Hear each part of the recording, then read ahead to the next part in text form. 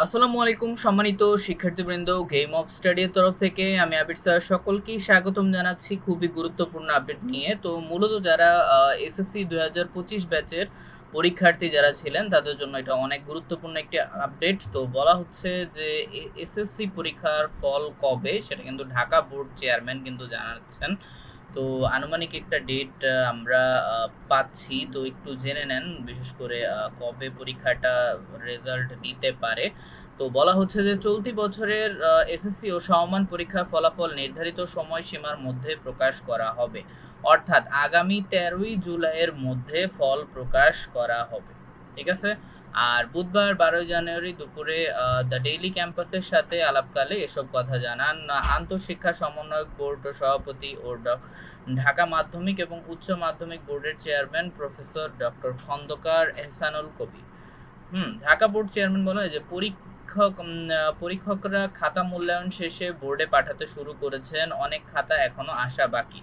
সবগুলো খাতা আসার পর নম্বর ইনপুট দেওয়া সহ অন্যান্য কাজ করতে কিছুটা সময় লাগবে। এটি শেষ হওয়ার পর ফল প্রকাশের সম্ভাব্য সময় বলা যাবে।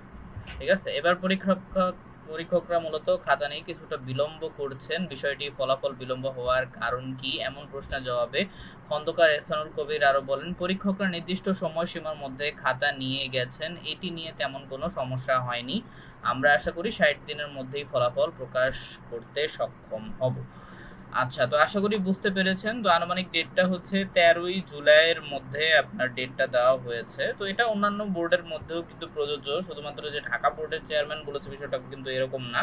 তো আনুমানিক আপনারা 13ই জুলাইয়ের মধ্যেই কিন্তু পেয়ে যাচ্ছেন। ঠিক আছে, ইনশাল্লাহ আপনাদের রেজাল্ট। তো অনেক অনেক শুভকামনা রইল আপনাদের জন্য, কারণ আপনারা মোটামুটি সকলেই জানেন যে এসএসসি লেভেলটা অনেক বেশি গুরুত্বপূর্ণ। ভালো একটি কলেজ, পাশাপাশি হচ্ছে আপনার ভালো একটি ইউনিভার্সিটির স্বপ্নের ক্ষেত্রে এক ধাপ অনেক ক্ষেত্রেই কিন্তু আগিয়ে দিতে সাহায্য করে। চিন্তার কোনো কারণ নেই। যাদের হচ্ছে পরীক্ষা খারাপ হবে, পরবর্তীতে আপনার যাদের এসএসসি খারাপ হবে তারা অবশ্যই চেষ্টা করবেন এইচএসসিটা যেন আরো ভালো করে দেওয়া হয়। অর্থাৎ কলেজে যদি আপনি ভালো করে মনোযোগ সহকারে যদি পড়ালেখা যদি করেন তাহলে অবশ্যই আপনার মার্ক অনেক ভালো আসবে। তো এটাই আমার আশা এবং প্রত্যাশা।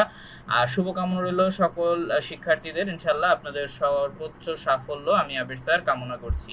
তো এই ছিল এখনকার আপডেট। নিয়মিত আপডেট পেতে অবশ্যই চ্যানেলটিকে সাবস্ক্রাইব করতে ভুলবেন না। ধন্যবাদ সকলকে। আল্লাহ হাফেজ।